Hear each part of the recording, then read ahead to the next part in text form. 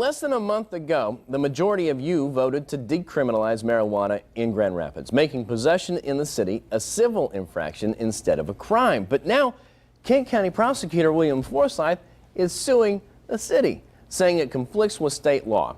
So we wanted to know how such a lawsuit is possible. So this morning we're talking with Curt Benson, a professor with Cooley Law School in Grand Rapids. He's been with us before for various reasons, but this morning we're talking about marijuana.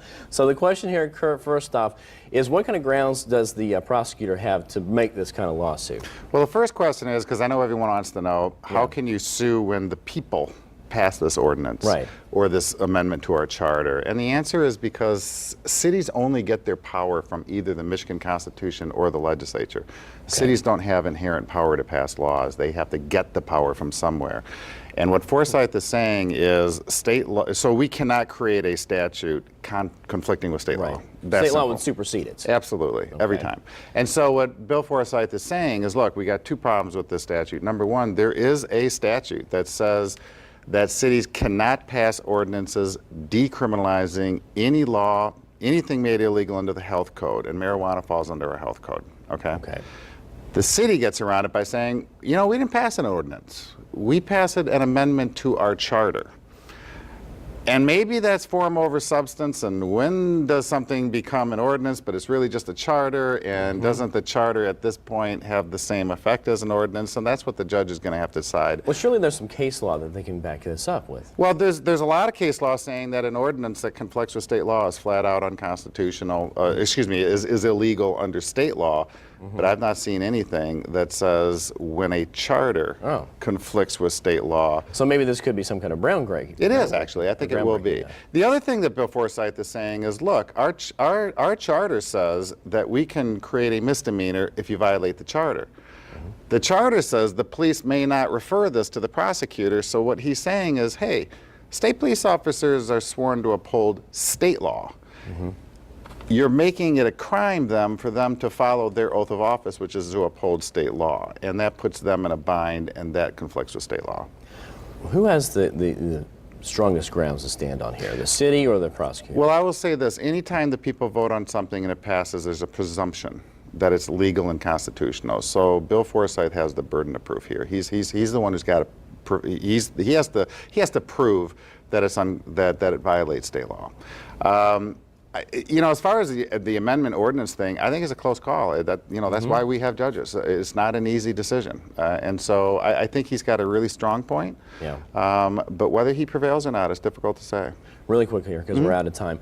But how long does it take to play this thing out? Because there's talk about January, there's talk about March. Could it be even longer than that? Well, that's up to the judge. Now, I got the impression that the city is voluntarily not putting it into effect until the judge decides the case. And I think this won't take too long. There's probably going to be an appeal. There will be an appeal. No matter which way it's done. And so then this could go all the way to the Supreme Court. Absolutely. The state Supreme Court. And so if that's the case, this may take a long time to get done. It could take easily a year and a half. You heard it here. All right. Thank you very much, Curt Benson, law professor. We appreciate your time on that. My pleasure. Welcome back at 6:48 right now. Anticipation is rising this morning that a political brawl in Michigan could happen over right-to-work legislation. State legislators won't say if they're considering it, but union activists are convinced the issue will come to a head.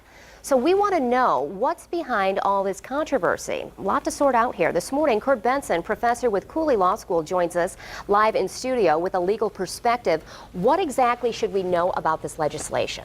Well, right now it's pretty typical as a part of collective bargaining for the employer to require anybody who hires on to join the union, contribute money towards the union. Okay. If this legislature passes, that would make that practice illegal, and a worker could choose on his or her own whether to join the union or not join the union. And states are pretty split on this, right? We have states in the country.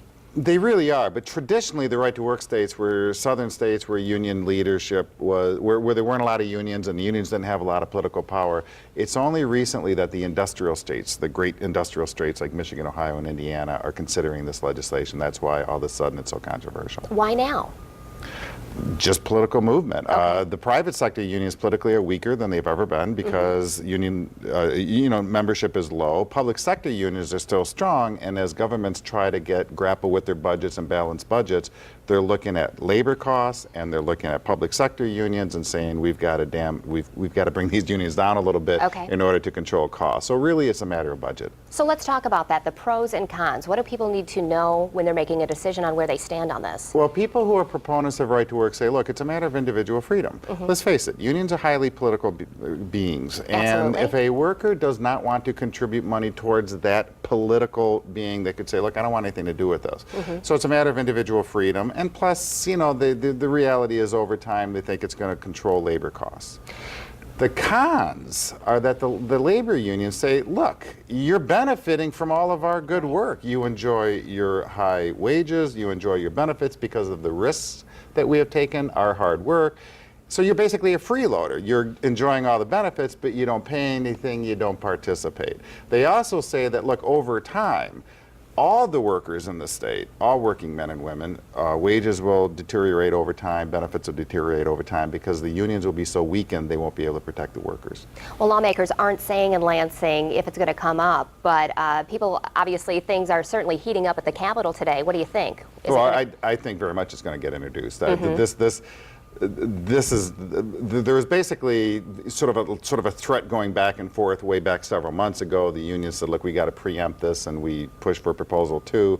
Once they lost, the right to work people saw that as an opening, and so I don't think there's any question it's going to fly through. The big question is what the governor is going to do with it, because he's been trying to avoid this fight since he was elected. Now it's come to a head. He's not going to be able to avoid it. He's going to have to take a position, and I expect that at the end of the day, he is a Republican. He will sign it. Okay, and it's just beginning. It is. Curt Benson, Cooley Law, thank you for joining us. Well, you're very welcome.